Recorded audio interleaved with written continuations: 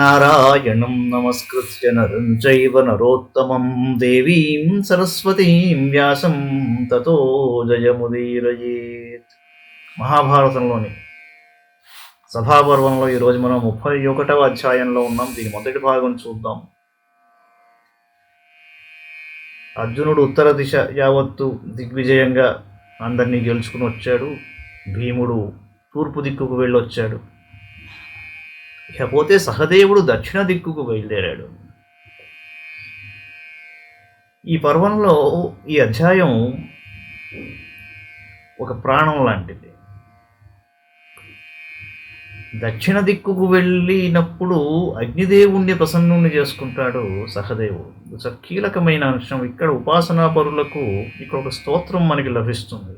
సహదేవుడు అగ్నిదేవుడికి చేసిన స్తోత్రం ఎంతో గొప్ప ఫలితాన్ని ఇచ్చిన స్తోత్రం అది. ఇప్పటికీ దీనిని చాలామంది పారాయణ చేస్తారు. మనం ఉత్తరోత్తర స్తోత్రం గురించి చూద్దాం.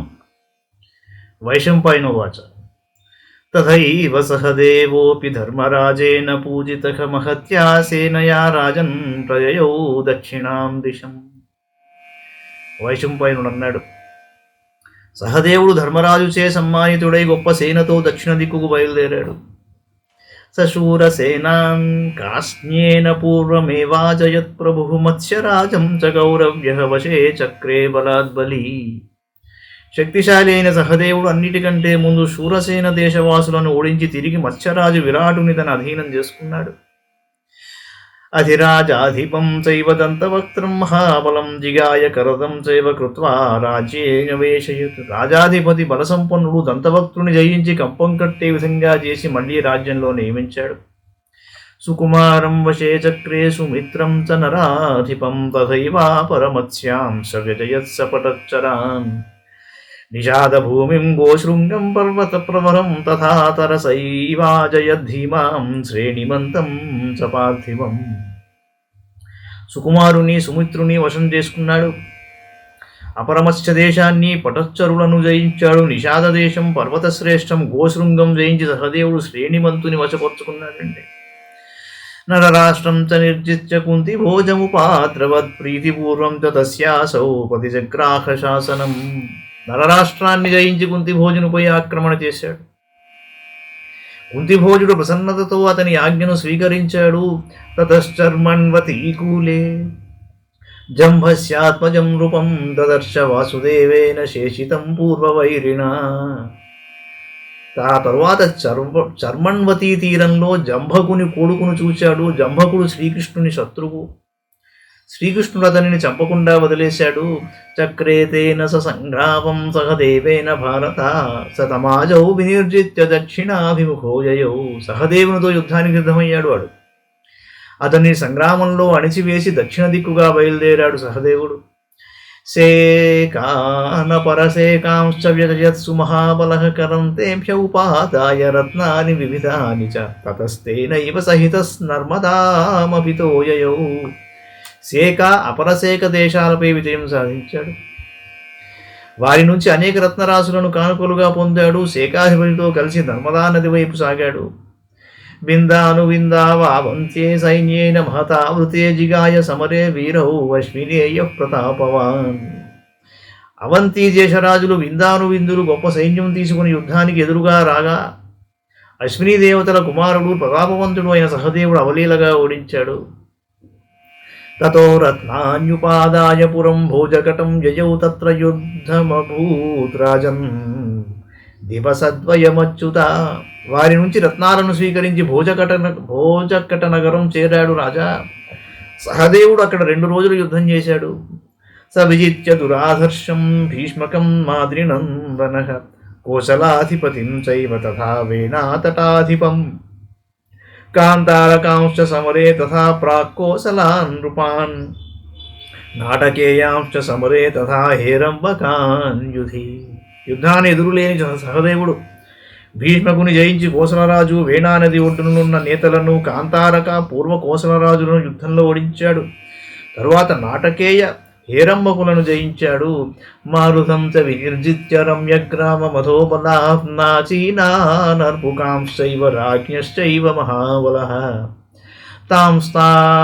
నాటవికాన్ సర్వాన్ అజయత్ పాండునందనః వాతాధిపం చరుపతిం వశే చక్రే మహాబలః.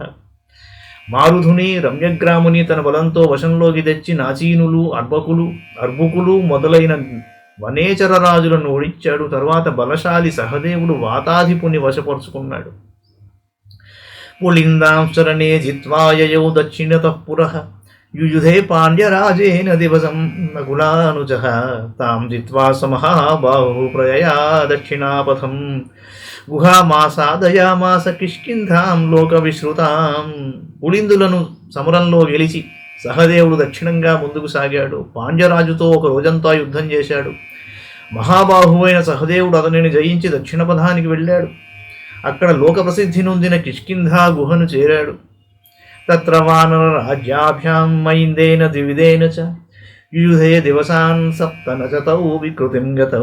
అక్కడ వానర రాజులు మైంద ద్వివిధులతో వారం రోజులు పోరు సల్పినా వారిలో కొంచెం కూడా అలసట రాలేదు. తతస్తుష్టౌ మహాత్మానౌ సహదేవాయ వానరౌ చతుశ్చైవ సంహృష్టౌ ప్రీతిపూర్వమిదం వచః. మహాత్ములు వానరులిరువురు మిక్కిలి ప్రసన్నులై ప్రేమతో సహదేవునితో ఇలా అన్నట్ట: గచ్చ పాండవ శార్దూల రత్నాన్యాదాయ సర్వశః విఘ్నమస్తు కార్యాయ ధర్మరాజాయ ధీమతే. పాండవ శ్రేష్ఠ, మా నుంచి రత్నాలను కానుకగా పొంది వెళ్ళు. బుద్ధిమంతుడైన ధర్మరాజు కార్యం విఘ్నం కాకూడదు అన్నారు వాళ్ళు. తతో రత్నాన్యుపాదాయ పురీం మాహిష్మతీం యయౌ తత్ర నీలేన రాజ్ఞా సశ్చక్రే యుద్ధం నరర్షభః. వారి నుంచి రత్నాలను స్వీకరించి సహదేవుడు మాహిష్మతి నగరానికి చేరాడు. అక్కడ నీలుడనే రాజుతో గొప్ప యుద్ధం చేశాడు. పాండవ పరవీరఘ్నః సహదేవ ప్రతాపవాన్ తతోస్య సుమహద్యుద్ధం నాసీద్ భీరుభయంకరం సైన్యక్షయకరం చైవ ప్రాణానాం సంశయావహం చక్రే తస్య హి సాహాయ్యం భగవాన్ హవ్యవాహనః. పరవీరులను పడగొట్టగల ప్రతాపవంతుడు సహదేవుడు నీలునితో పిరికివారికి భయం కలిగేటట్లు యుద్ధం చేశాడు. ఆ యుద్ధంలో సైన్యం నశించింది, ప్రాణాలకు సందేహం కలిగింది. ఆ సమయంలో అగ్నిదేవుడు నీలునికి సహాయం చేశాడు. తతో రథాహయా నాగాః పురుషాః కవచాని చ ప్రదీప్తాని యదృశ్యం సహదేవ బలే తదా. సహదేవుని సైన్యంలో రథాలు, గుర్రాలు, ఏనుగులు, పురుషులు, కవచాలు కూడా అగ్నితో మండుతున్నట్లు కనిపించాయిట. తతస్సు సంభ్రాంతమనాహ బభూవ కురునందనహనోత్తరం ప్రతివక్తుం శక్తో భూజ్జనమేజయ. అనంతరం సహదేవుడు తొట్టుపాటు పడి ప్రతీకారం కూడా చేయలేకపోయాడు. జనమేజయోవాచ: కిమర్థం భగవాన్ వన్నిః ప్రత్యమిత్రో భవద్యుధి సహదేవస్య యజ్ఞార్థం ఘటమానస్య వైద్విజ. జనమేజయుడు అన్నాడు: సహదేవుడు రాజసూయ యాగం కోసం జైత్రయాత్ర చేస్తున్న సమయంలో అగ్ని అతనికి విరోధి ఎందుకయ్యాడు అని అడిగాడు. ఎందుకయ్యాడో వచ్చే వంకంలో చూద్దాం. మంగళం భగవాన్ విష్ణు, మంగళం గరుడధ్వజ, మంగళం పుండరీకాక్షో, మంగళాయ తనో హరి. సర్వం శ్రీకృష్ణార్పణమస్తు.